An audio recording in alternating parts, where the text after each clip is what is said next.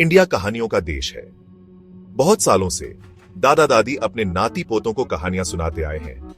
ये कहानियां हमें जिंदगी के बारे में सिखाती हैं। ये हमें अच्छे बनने के बारे में सिखाती है। कुछ कहानियां जानवरों के बारे में होती हैं, कुछ कहानियां राजा रानियों के बारे में होती हैं। सभी कहानियों में कोई ना कोई सीख होती है। लोक कथाएं एक जादुई चिराग की तरह होती हैं। वो हमें जीने का सही तरीका दिखाती है। चलो कुछ कहानियां पढ़ते हैं। एक बार दो दोस्त एक गांव में रहते थे। वे बहुत गरीब थे। दोनों को पैसों की जरूरत थी। एक दिन उन्हें रास्ते में एक सोने का सिक्का मिला।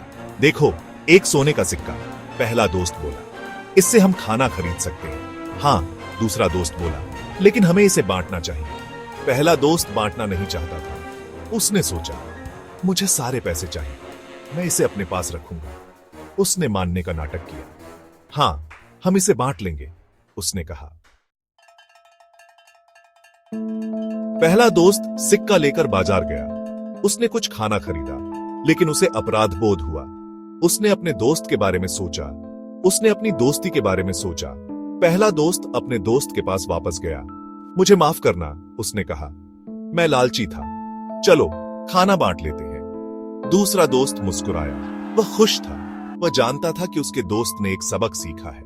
दोस्ती सोने से ज्यादा कीमती होती है।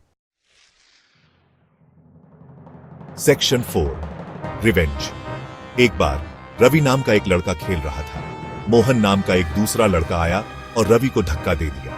रवि गिर गया और उसे चोट लग गई। रवि गुस्से में था। मैं बदला लूंगा, उसने सोचा।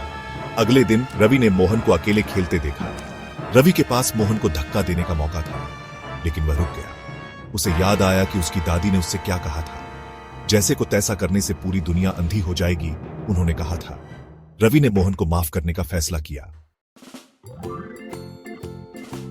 Section 5, the lessons we learn. ये कहानियां हमें जरूरी सबक सिखाती हैं। हम ईमानदारी और माफी के बारे में सीखते हैं। हम सीखते हैं कि दोस्ती अनमोल होती है।